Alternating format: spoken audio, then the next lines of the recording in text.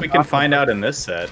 You know, we got to see a little bit of Dawson, but very, very differently paced set in terms of just floaty versus floaty. So let's kind of see how Den handles the neutral here. Yeah, no, this is a match. You know, Fox as a character in general has so many ways to kind of approach pretty much every matchup, but this is a matchup where you see really different kind of styles play out. Like, are you really laser heavy? What kind of openings do you look for? Good SDI so far from Dawson, though. And I think you kind of want to play a bit of everything. You don't want to get too predictable, and that lack of predictability works out for Den with the up smash to close out that stock. Yeah, small percent deficit, but oh my god, what an interesting combo extension there. And then just kind of hard calls out the tech option out of Den. Dawson evening it up very, very quickly right now, and actually it takes a percent lead as well. Yeah, you know, this is a matchup where we see kind of like the pendulum swing so quickly one side to the other, mostly because Fox has these ways to just rack up percent pretty quickly, and then of course kill percent versus goes for the read there once again. Wow. Kill versus Fox versus Puff is relatively low, and actually versus Fox is relatively low because of things like headbutting, gimps, and rest. Whew. Okay, yeah, stock advantage over to Dawson, and it really did look. Oh my god. Actually, so much of that was good DI on Den's end to make it so that he doesn't land on the platform. If he had landed on that platform, that is a tech trap. You could miss the tech if he goes for a second up air. But Den kind of throwing that all out of the window and doing DI that you couldn't really follow, and, you know, stays alive and kills Dawson in process. Yeah, 2 stocks apiece here right now. Den kind of picking up the pace a little bit, and it really seems like he's kind of been hitting hard and hitting fast, but Dawson is the one that's closing out the stocks every time. Yeah, you know, it shows how important punish game is, like, especially in a set like this. Oh, just barely goes for the grab. This is a big moment. Oh, yeah. Hard call out once again. Seems to be something that Dawson likes to favor in general, these like aggressive forward smashes on tech chase. It's interesting because if you're going to go for a smash attack, I almost would have expected down smash just to send Den at that really awkward downwards angle. But, you know, that's neither here nor there. Misses the input on the rising pound, and Den takes his first advantage of the set and game 1 here. 93%, just, you know, one big F smash, which is what we've seen quite a bit out of Dawson this first game, would do it. Back air is close as well. Yeah, wasn't able to cover the side B in time. Good awareness from Den to be able to get there, but ooh, such a tight angle. Really, really hard to cover that. How does he set up this, though? This is kind of his moment. Yeah. Okay, 1 stock apiece. Wow. Yeah, first hit forward air into up tilt, doesn't quite get there, but finds the grab anyway. Up smash and necessary SDI to kind of make that not a combo extension, but big damage taken in the process. Actually. Like, it was like 60 yeah. or so. Yeah, like it's possible that would have killed. Oh my, any other puff jab reset rests there, I think. Yeah, I think it was, again, the platform DI. Like, Den made it look like, oh, that's going to be a rest as well, but that's a hard rest to hit. This is going to do it, though. Yeah. Rest, closes at the stock. Yeah, it's a hard, what's the word? I lost my train of thought here. What were we talking about? Execution for the platform DI? Yeah, so the platform DI making it so that, like, am I going to do another up air here? And obviously he could have just up aired, hit the rest, or got the the jab reset. But in both situations, Den made it a bit hard to say what was going to happen.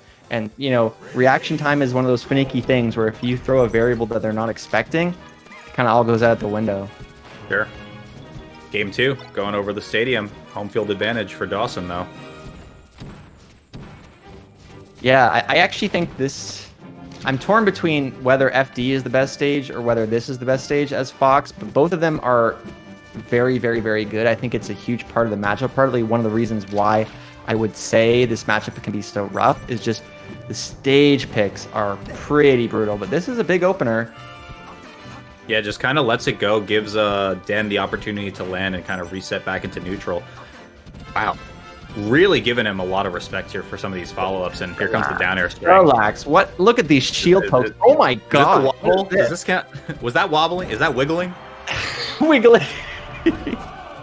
Yeah, doesn't end up getting much off of it though. Kind of like one of those things we're sort of preying on a lack of experience from Den, maybe not used to the shield poking there. Goes for another Randy F smash, but still not able to get the stock at 148. Not a percent we see Fox living until in this matchup very often.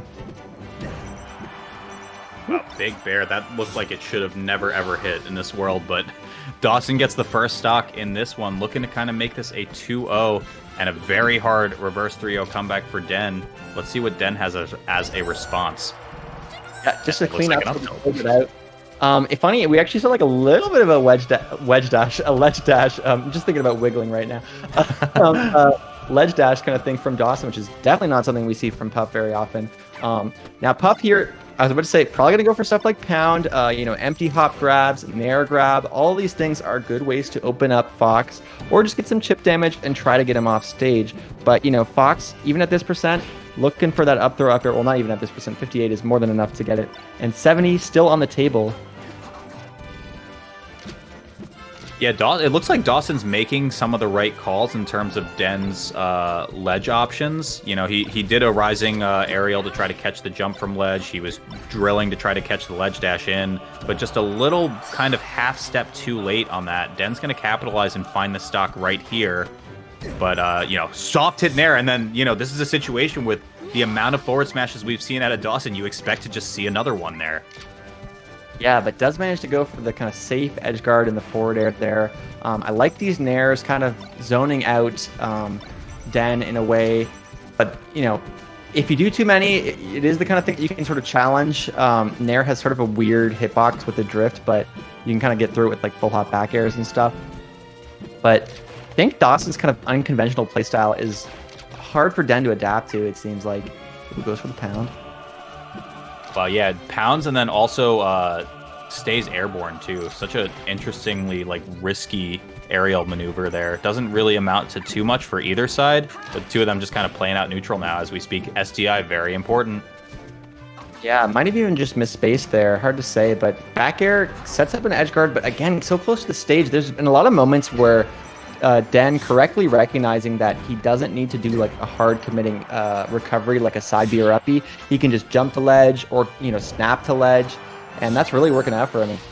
Loses his stock gets the stock because of these smart recoveries. Ooh, yeah, reverse forward air attempt maybe, or just looking for to steal the ledge away from Den. Not quite going to get there, and kind of really high percent, might just die by virtue of falling off the stage anyway. Only a 16% deficit now, separating Dawson from a Game 2 win. So once again, we're kind of at these low percents where, Fox can get a couple strings of aerials like this, tech chase, get some good damage. Now definitely up throw up air on the table. And was that just a missed, accidental air dodge from Dawson? That's what it I'm going to like. be honest. I literally looked down at my keyboard for a half second and the screen was black when I looked back up. So I did not even see what happened. Yeah, it was an accidental air dodge. Did see it again in the delay. Unfortunately. 1-1, exactly. So Dreamland, not a surprising counter pick. One of the reasons why I think this matchup can be difficult is I don't actually think this counter pick is that bad for Fox because of that he has the space to move around. Now that is the kind of thing that it really depends on your playstyle, right? If you like the lasers, if you like the kind of space, you're going to agree with me. If you are kind of a more scrappy, aggressive Fox, you're going to say, no, this stage sucks. Dreamland is so annoying. So we'll see which side of that kind of binary that Den ends up landing on, but it's working out so far. Den definitely looking, in my opinion, more of the latter, more aggressive type Fox players here. The first two games really did not see a ton of lasers. I mean, even in this one alone, there have been 3 so far. A short hop one, there's the 4th one. And there's his first stock, most likely. Oh my gosh, okay. Actually gives him a little bit of a boost to make it back. And I wonder in situations like that, and it didn't look like Dawson was completely overcommitting to, securing the stock like we'd see with HBox going super duper deep and then just clipping with a fair. But I know we've seen players like IBDW now going for that Firefox down so that you can recover back and kind of gimp the Puff back before they can air dodge. Do you think that's something that could come into play in this set? When you say Firefox down, from what position? Like yeah, if you're, when they're deep off stage in situations like that, where maybe the Puff's overextending for an edge guard. so they try to like they throw away their stock. I don't know if I've seen this actually. Like they. Oh, you they're haven't? saying- It's super interesting actually. So it's the edge guard situations where HBox will do the falling fares to clip Firefoxes coming back up. And a lot of the times, the Foxes will just miss if they go straight up. So IBDW, and maybe in a situation like this, it would even make sense. But he'll Firefox straight down to basically immediately die, and then come up on the respawn platform and try to shine HBox before he gets the air dodge to ledge. That's such actually. That's just something I guess I haven't like paid close enough attention to or watched enough of their sets. Unfortunate side B there, but yeah, that's smart. Like.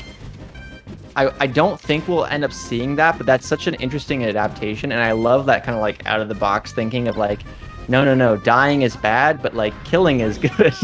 So it's quite the soundbite, but yeah, that's cool. Anyway, back to neutral right now, airing out with a couple aerials right here. Not too much to be said otherwise. Den kind of coming in with a few really aggressive approaches and getting a couple % off of it, but now it's kind of the Dawson show. He's making good use of a lot. Like both these players are just very scrappy players. Like they kind of thrive on quick reactions and like looking for sort of the best option in a sort of a unconventional opening. It's not a lot of the like flow charty stuff that we're seeing. Yeah, like even there, like kind of goes for a back air and then some like shine laser turnaround thing. But tries to clip him with the nair, and how does he open him up from here? This is kind of like the edge of up throw up air being kind of off the table. So we might not see as many lasers or aerials because of that. You know what I want to see from Dawson, because he's going for so many jump aerial into second jump, nair, and land? I want to see the king. Wait, what's the king again? The nair instant rest. Oh, okay. So the nair rest, the Firepuff 12 you're talking about? No. Yeah. For the zoomers in chat, the Firepuff 12. For the old guard, the king. Nair rest in spacey matchups isn't something you really see unless you are playing Firepuff. And the reason why is that nair can set up into a grab, and grabs in this matchup, as you know, often net you the stock anyways. So Nair rest is also a pretty risky setup, and for that reason, like, there's just so much more you gain from like auto cancel Nair into grab, and then you get something else off of that. But I've done it on many an unranked game, and it is a lot of fun. It's just one of those. It's like a little too YOLO-y. I remember I was playing Prince Abu, and we were talking about the Samus matchup, and I was like, yeah, like it's tough, and there aren't really many. He was like, there aren't really many rest setups, and I was like, well, what about Nair rest? He's like, that's some like YOLO. That's not a rest setup. That's not a rest. Exactly. Like he was like Firepuff 12. Yeah, he's like that's not something I go for. So. All right, game 3 now. Set point here for Dawson to make a return appearance to B-Bats on the loser side here. Let's see if Den has what it takes to take this to a game 5. Yeah, so far, this is the kind of stage where like the scrappiness, I think, would favor both of them. So normally like not a great Puff stage depending on the player, but I think that scrappiness could work out. Though Den getting the first stock and the small stage is helping out. Wow, yeah, potential shine there. Really not too much issue. Dawson reading the jump back into illusion and evening the stocks with only 2% to his name. Wow, just forward smash. Maybe looking for a shield drop aerial from Den's side. It doesn't get anything off of the shine knockdown. Pound to get a knockdown as well, but once again, kind of just sort of clipping each other, not able to follow up. But this is kind of the percent where the big openings happen. Puff looking for certain aerials to kind of pop up Fox or get him into a knockdown and get an edge guard. And of course, Fox not able to get anything really off of the up tilt, but once again, smash, up throw up air, soft nair up smash. There's a million setups that you can be doing that can secure you the stock, this percent at least. Ooh, no. So interesting. I mean, at a position where I think shield grab's basically a gimme for Dawson, he does a wave dash through into cross-up forward smash there. Finds the stock either way. And magic percent yet again. Yeah. Dead? That is gonna be death. This is one of those stages where like you only need like 2 or 3% for it to be a guaranteed kill on the up throw rest. I don't know about you, but my stream is kind of a little choppy. You know, Are you 54 right now? PowerPoint melee. Yep. All right. Oh, that has to be it, right? Pound, yes, so smart. But just gives like up the stage though. Yeah, wasn't ready for the dare. I think the edge guards in general have been kind of sloppy. Like I said before, I think where Dawson excels is in these situations where he's not ready for kind of like where other people wouldn't be ready for a weird opening. But you know, that being said, Dawson does get the set 3-1, making it look easy at times, and it's really good stuff. You know, good play from Dawson.